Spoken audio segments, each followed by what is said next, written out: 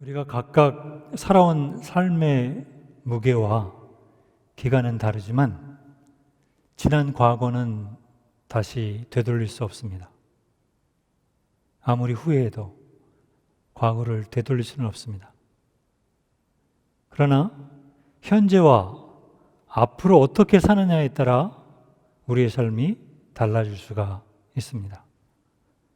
성경은 인생을 바라보는 올바른 시각과 자세에 대해서 반복적으로 강조하고 있습니다.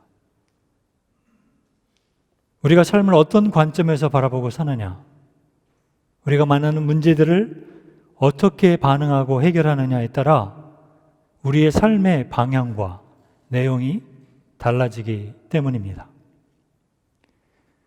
우리 성도들은 삶을 어떤 관점에서 바라보고 살아야 할까요? 어떤 자세로 우리 앞에 당면한 문제들을 해결해 나가야 할까요? 이 질문에 대한 답을 오늘 본문에서 찾아보려고 합니다. 본문의 이해를 돕기 위해서 먼저 빌립보 교회에 대한 배경을 말씀드립니다. 빌립보 교회와 바울과의 관계의 시작은 사도행전 16장에서 찾을 수 있습니다. 빌립보 교회가 개척하게 된 과정이 아주 흥미로워요. 바울이 1차 선교 여행을 마치고 다시 소아시아 지역으로 선교를 하기 위해서 다 준비를 마치고 이제 출발을 하려고 합니다. 그런데 성령께서 그 길을 계속 막으셨어요. 그러다가 바울이 마게도냐 사람들이 도와달라는 환상을 보고 그 다음날 새벽에 선교의 여정을 바꿉니다. 소아시아 지역 대신 지금의 유럽으로 선교를 떠나게 돼요.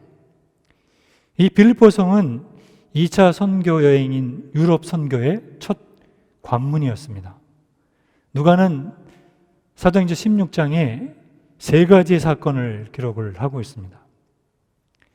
빌립보에 도착한 바울 일행이 안식일을 당해서 기도처를 찾고 있었습니다. 그 기도처에서 누구를 만났습니까? 자색 옷감 장사 루디아를 만나서 그녀에게 전도를 합니다. 예수를 믿게 돼요. 또 다른 사건은 귀신 들려서 점을 치는 여종이 바울 일행을 따라다니면서 계속해서 외칩니다. 하나님의 거룩한 말씀을 전파하는 일행에 대해서 계속 시끄럽게 이제 막 따라다니면서 그 얘기를 하니까 바울이 귀신을 내쫓았어요. 그래서 이제 온전한 정신으로 돌아왔습니다. 근데 문제는 여기서 생겼어요. 이 귀신 들린 여종이 얼마나 점을 잘 쳤든지 그 주인이 16장 16절에 보면은 한 사람이 아니에요. 주인들 복수가 되어 있습니다. 그러니까 주식회사를 차려서 돈을 벌고 있었는데 귀신이 나간 다음에 점치는 능력을 잃어버렸어요. 그러니 주인들이 얼마나 피해가 많고 화가 났겠습니까? 그래서 바울 일행을 이제 고소를 합니다. 고소의 그 제목은 성을 요란케 하고 로마인들이 받아들일 수 없는 풍속을 전한다는 것이었습니다. 그래서 매를 많이 맞고 바울과 실라가 깊은 감옥에 척고에 매인 그런 몸이 됩니다. 작년에 그리스를 방문하면서 바울의 2차 선교 여행지의 그 일정을 따라서 돌은 그런 적이 있습니다. 빌립보에 갔을 때 그 감옥 터가 남아 있어요. 근데 반지하인데 지금은 이제 천정은 다 없어지고 흔적만 남았는데 굉장히 협소하고 앞에 이 쇠철 기둥이 그대로 남아 있는 것을 보았습니다. 밤중에 바울과 실라가 찬송과 기도를 할 때에 지진이 일어나고 옥문이 열립니다. 그것을 보고 간수가 이제 놀래서 자결을 하려고 그래요. 근데 그 당시에 간수가 죄인을 잃어버리면 그 죄목을 자신이 받게 되어 있습니다. 감옥 안에 상당히 많은 사람들이 있었는데 그 사람들이 다 이제 도망가 버리면 죽을 수밖에 없는 거죠. 자살하려고 할 때 바울이 그를 만류합니다. 그때 그 간수가 바울에게 무릎을 꿇고 고백을 하잖아요. 내가 어떻게 해야 구원을 받을 수가 있습니까? 이 절호의 찬스에 바울이 그에게 얘기합니다. 주 예수를 믿어라. 그리하면 너와 너의 가정이 구원을 받을 것이다. 간수가 예수를 믿고 자기의 가족들을 다 데려다가 온 가족이 그 밤에 부흥회를 해서 다 예수를 믿는 그런 역사가 일어납니다.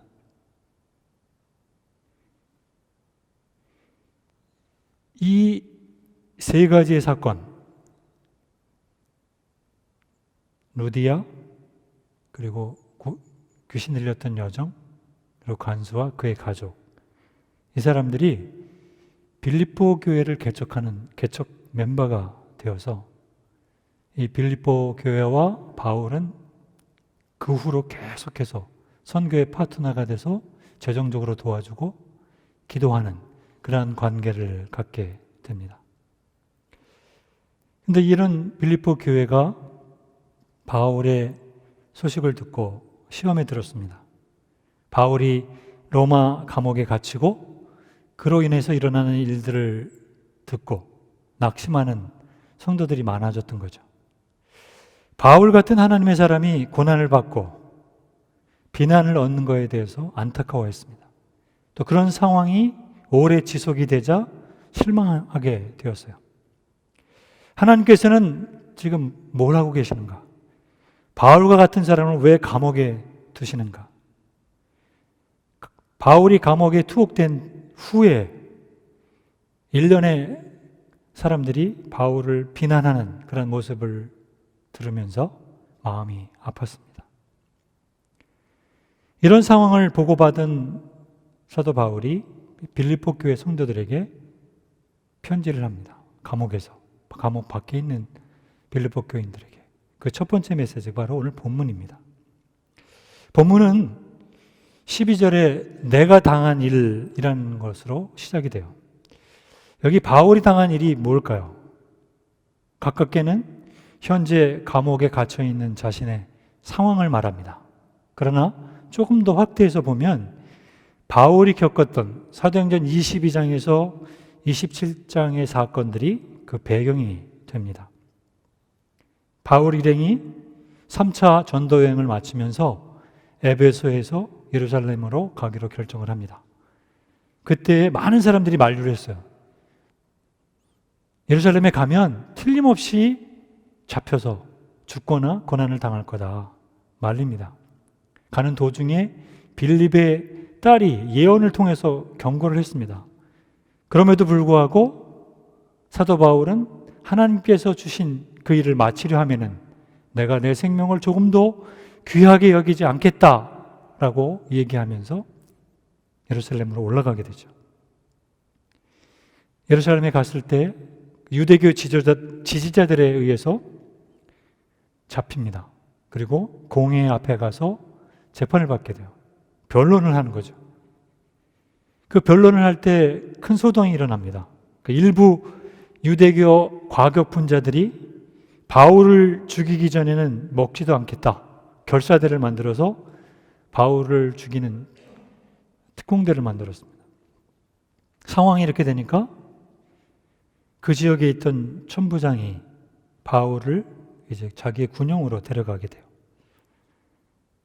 거기서 베릭스 총독 앞에서 다시 복음에 대한 변론을 합니다. 이 총독이 변론을 듣고 사도 바울이 죄가 없는 것을 알았음에도 불구하고 유대교 지도자들, 유대교인들이 격렬하게 반대하는 것, 그것을 보고 바울을 풀어주지 않았어요. 결국 2년 동안 이 천부장 군용에 갇혀 있게 됩니다. 결국 로마 황제의 재판을 받기 위해서 로마로 이제 후송이 되는데 가면서 풍랑을 만나 섬에 가게 되고 죽을 고비를 넘기게 됩니다. 생명의 위협, 고난을 겪고 현재는 로마 감옥에 갇혀서 언제 있을지 모르는 로마 황제의 재판을 기다리고 있습니다.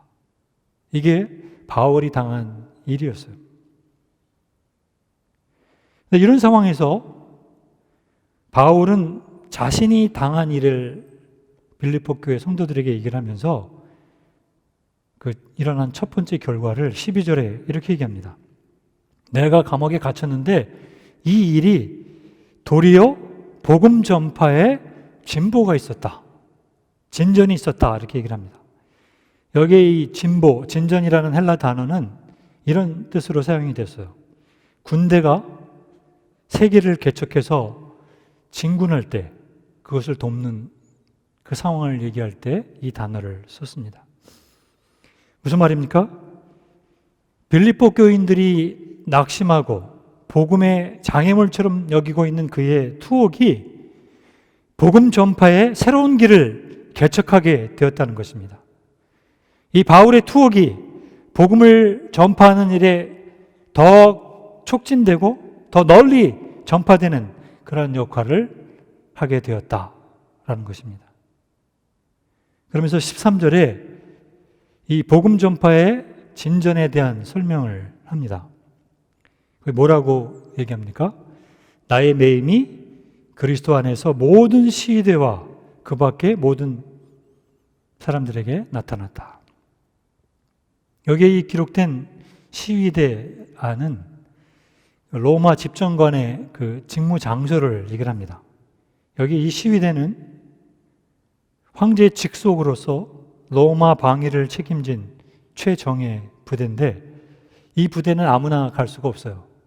든든한 빽이 있는 사람만 갔어, 그 당시. 그래서 황제의 측근들, 귀족들, 이런 또 귀족의 친척들, 이런 사람들이 소속돼 있었습니다.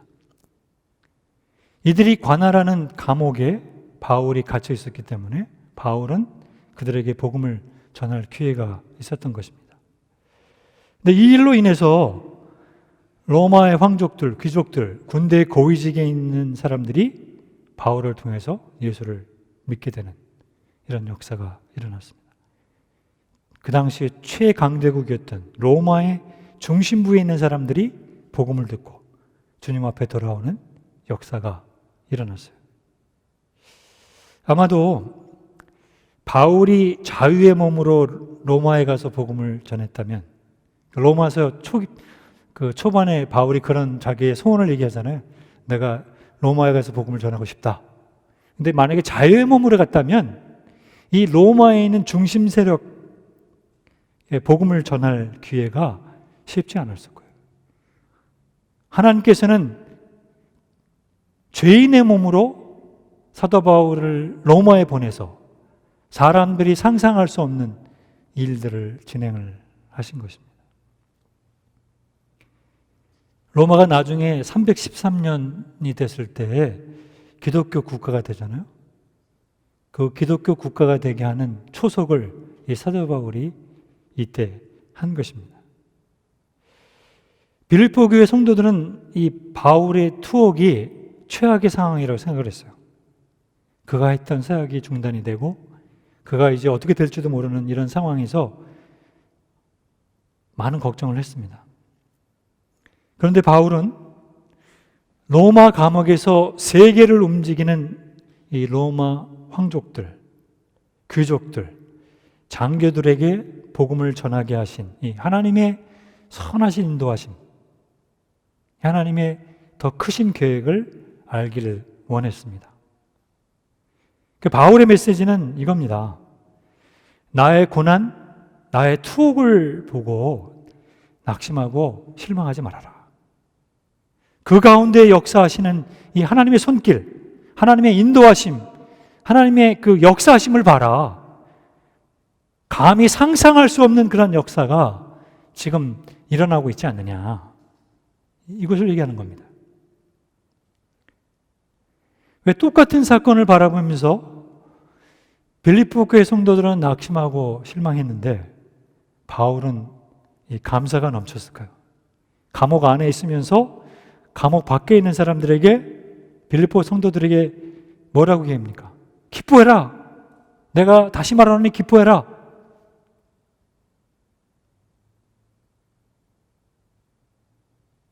이것은 사건을 바라보는 관점의 차이입니다. 똑같은 사건을 바라보면서 이런 다른 반응을 우리가 보지 않습니까? 현재 우리가 살고 있는 상황도 어렵습니다.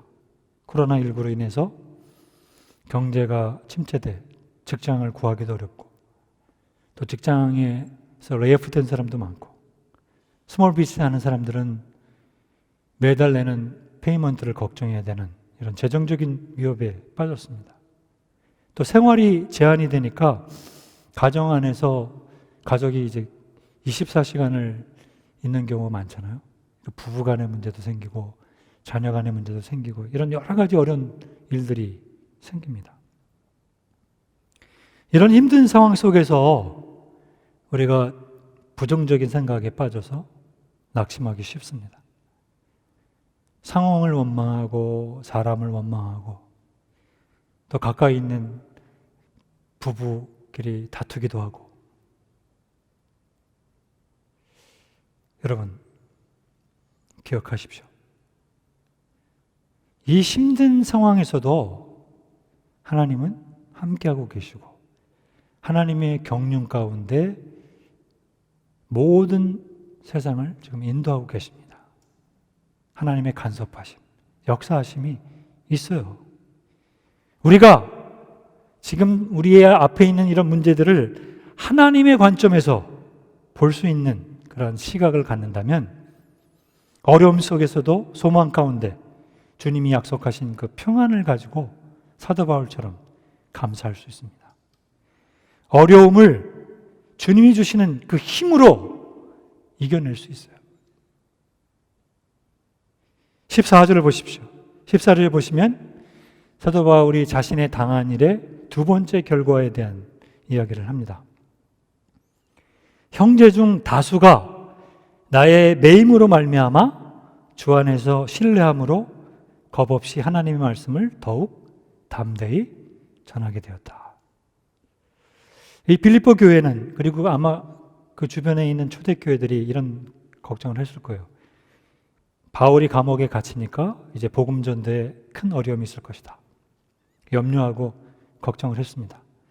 이제 누가 바울 대신 이 일을 할 것이냐. 그런데 바울은 자신이 투옥된 후에 자신이 사역했을 때보다 더 많은 사람들이 이 복음을 들고 담대하게 겁없이 복음을 전한다는 사실을 지적을 하고 있습니다. 빌립보 교회 성도들은 바울의 상황을 안타깝게 생각하고 걱정하고 낙심했지만 오히려 그 일 때문에 더 열심을 내는 사람들이 많아진 거죠. 그러니까 성도들의 그 시각이 바울 중심의 사역에서 바울이 이제 투옥되고 난 다음에 어디로 옮겨갔냐면 하나님 중심의 사역으로 옮겨지게 된 거예요. 그래서 주님을 보고 바울이 하지 못하는 일을 우리가 더 해야 되겠다라는 생각을 가지고 더 열심히, 그래서 더 많은 곳에서 이 파워풀한 사역들이 전개가 된 것입니다. 바울은 이렇게 하나님께서 하시는 일들을 빌립보 교회가 보기를 원했어요.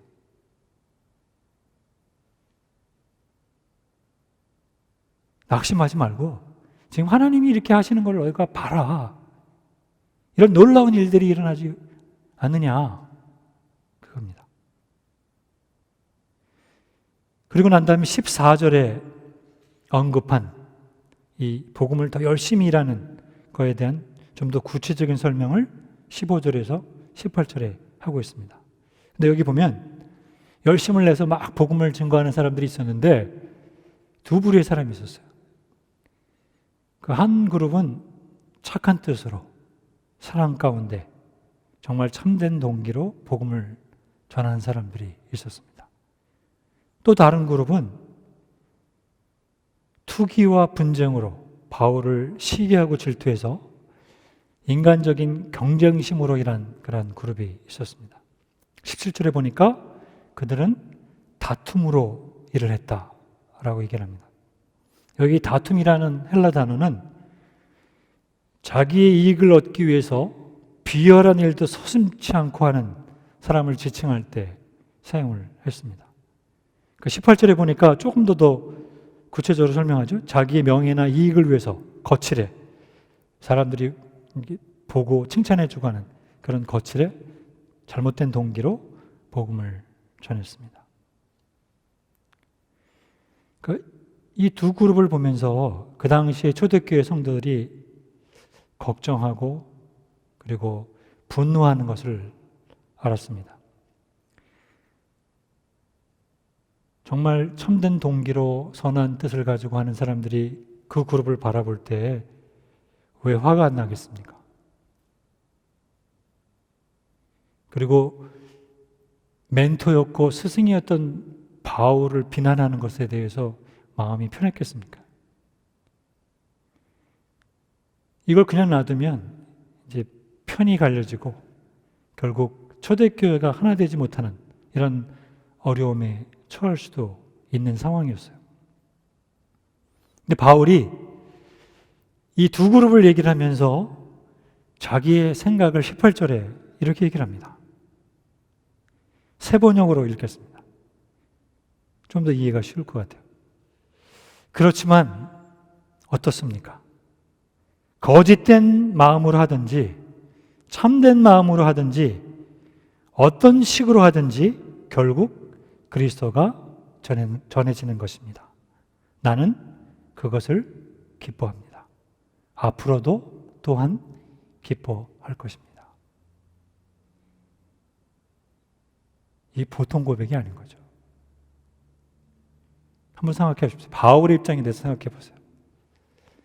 자기가 전도하고 가르쳐서 일꾼으로 세웠는데 그 사람들이 자기를 비난하고 시기하고 경쟁심으로 막 나가서 사역하는 모습을 보면 섭섭하기도 하고 괘씸하기도 하고 이것들을 그냥 뭐 이렇게 할 수 있는데 바울은 그렇게 고백하지 않아요. 근데 바울이 왜 이렇게 얘기할 수 있었을까? 그 이유가 뭘까요? 그 이유가 20절, 21절에 기록이 되어 있습니다. 제가 세 번역으로 한번 읽겠습니다. 나의 간절한 기대와 희망은 내가 아무 일에도 부끄러움을 당하지 않고 온전히 담대해져서 살든지 죽든지 전과 같이 지금도 내 몸에서 그리스도께서 존귀함을 받으시라는 것입니다. 나에게는 사는 것이 그리스도니 죽는 것도 유익합니다. 예수님의 이름이 존귀히 여김을 받고 복음이 전파된다면 나는 어떤 상황 가운데서도 감사하고 기뻐한다. 그 이유가 내 삶의 존재가 나의 삶의 주인이신 주님을 위해서 사는 것이기 때문에 이 얘기입니다. 예수님 때문에 복음을 전하고 예수님 때문에 용납하고 권면해서 세우고 사랑하고 예수님 때문에 고난과 핍박을 감수하고 비방과 없애임을 당하고 예수님 때문에 죽임을 당한다 할지라도 그것이 나에게 유익하다. 나는 그것에 감사한다. 이 자세가 바울 앞에 있는 모든 문제들을 하나님의 관점에서 바라볼 수 있게 하고 인내하고 그리고 주님의 사역이 온전케 되게 하는 그 일을 감당할 수 있게 했던 것입니다. 바울이 교회 안과 밖에서 고난과 핍박을 받으면서 끝까지 자신의 사명을 완수할 수 있었던 것은 바로 이 자세 때문이었습니다. 구약에서도 바울과 같이 하나님의 관점에서 삶을 보고 살았던 사람을 찾을 수가 있습니다. 그 중에 한 사람이 요셉입니다. 요셉은 하나님이 주신 비전을 통해서 자신이 높이 쓰임받을 것을 알았어요. 그런데 형들의 시기로 인해서 애굽의 노예로 팔립니다. 10년이 넘는 종살이를 하다가 이제 주인의 신임을 받아서 좀 평안하게 살 수 있게 됐는데 그의 아내의 모함으로 인해서 억울하게 감옥에 투옥됩니다. 감옥 안에서 해준 꿈 해몽을 통해서 바로 왕의 꿈을 해석하게 되고 마침내 애굽의 총리가 돼요.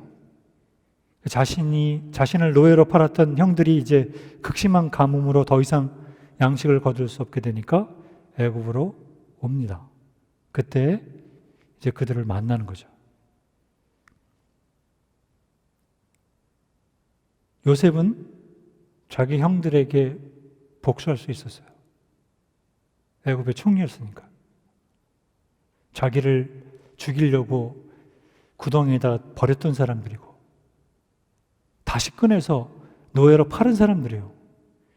그걸로 인해서 10년 동안 얼마 많은 고난을 겪었습니까? 보통 사람 같으면 아마 분노에 이게 찬스다. 이놈들 그냥 한번 당해봐라 그랬을 텐데 요셉은 그렇게 하지 않았어요.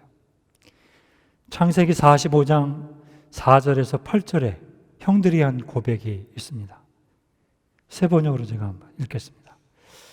이리 가까이 오십시오 하고 요셉이 형제들에게 말하니 그제야 그들이 요셉 앞으로 다가왔다. 내가 형님들이 이집트로 팔아넘긴 그 아우입니다. 그러나 이제는 걱정하지 마십시오. 자책하지도 마십시오. 형님들이 나를 이곳에 팔아넘기긴 하였습니다만 그것은 하나님이 형님들보다 앞서서 나를 여기에 보내 우리의 목숨을 살려주시려고 그렇게 한 것입니다. 이 땅에 흉년이 든 지 이태가 됩니다. 앞으로도 다섯 해 동안은 밭을 갈지도 못하고 거두지도 못합니다. 하나님이 나를 형님들보다 앞서서 보내신 것은 하나님이 크나큰 구원을 베푸셔서 형님들의 목숨을 지켜주시려 하는 것이고 또 형님들의 자손을 이 세상에 살아남게 하시려는 것입니다. 그러므로 실제로 나를 이리로 보낸 것은 형님들이 아니라 하나님이십니다. 하나님이 나를 이리로 보내셔서 바로의 아버지가 되게 하시고 바로의 온 집안의 최고 어른이 되게 하시고 이집트 온 땅의 통치자로 세운 것입니다. 바울의 고백과 너무 닮지 않았습니까? 요셉이 이런 고백을 할 수 있었던 것은 어떤 상황에서도 낙심치 않고 하나님께서 주신 그 언약을 믿고 살았기 때문입니다. 자신에게 벌어지는 모든 인생을 하나님의 관점에서 이해하고 바라보고 살았기 때문입니다. 그래서 그 일이 진행되면서 요셉이 뭘 보게 됐냐면 하나님께서 하시는 조금 더 큰 그림, 이 사건 배후에서 역사하시는 그 하나님의 큰 그림을 깨닫게 된 거예요. 그래서 형들에게 이런 고백을 한 것입니다. 한 번밖에 없는 인생, 언제 떠날지 모르는 나그네의 삶을 우리는 살고 있습니다. 이 한 번밖에 없는 인생 가운데서 후회하지 않고 의미 있는 인생을 살기 위해서는 우리의 삶의 관점과 자세를 바꿔야 합니다. 여러분 그동안 어떻게 사셨습니까? 성경은 말합니다. 오늘 본문은 우리에게 얘기합니다. 자기 중심에서 예수님 중심으로 바꾸라고. 나의 관점에서 예수님의 관점으로 바꾸라고.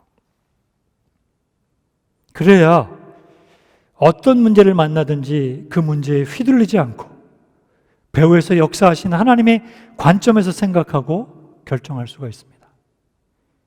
그래야 지금 비록 힘들더라도 부르심에 합당한 그러한 삶을 살 수가 있는 거예요. 말씀을 붙들고.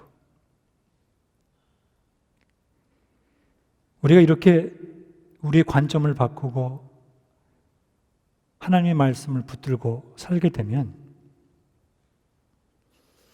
모든 상황 가운데 하나님이 오케스트라로 쫙 이렇게 연주를, 모든 악기를 연주하듯이